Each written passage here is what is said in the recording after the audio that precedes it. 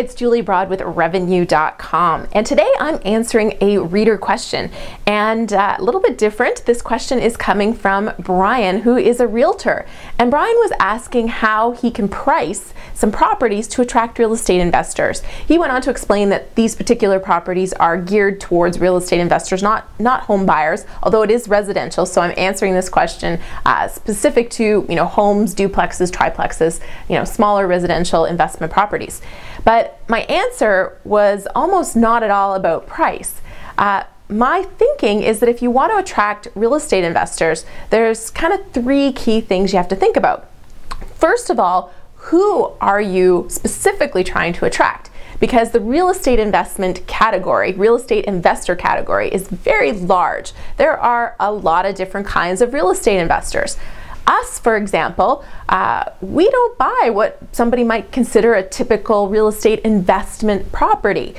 We buy great deals, but we like to attract great tenants and buy in areas where we're going to attract great tenants. So your typical investor alert is actually a perfect sign for me to ignore that listing altogether. So you want to figure out who you're trying to attract with these properties.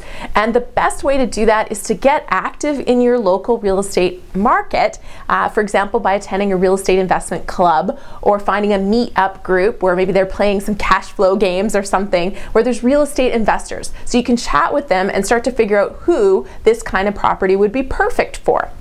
So that's number one. Number two is the numbers. And I see some real estate agents try to give this a go by putting a cap rate on there. But the bottom line with residential property and cap rate is it doesn't really make sense.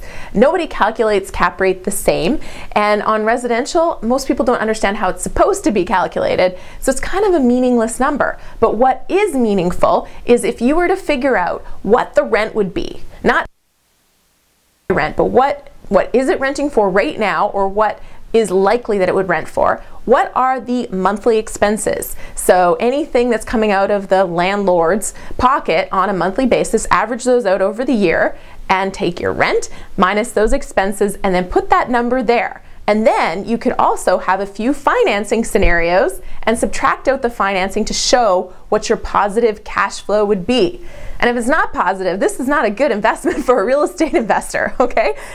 And number three, and I think there are some real estate agents who do an awesome job of this, but is what are the other opportunities? Is there potential to add a carriage home? And if you did that, how much would that carriage home rent out? And maybe even get a quote from somebody who does carriage homes in the area and say how much it would cost by this company. Excavation. Sometimes you need to pull down some dilapidated buildings to increase the value, or put up a garage to add some rental income from the garage. So if there's other opportunities, legal suiting, I could go on and on, put that in there and maybe even take that extra step to provide some additional numbers from those opportunities.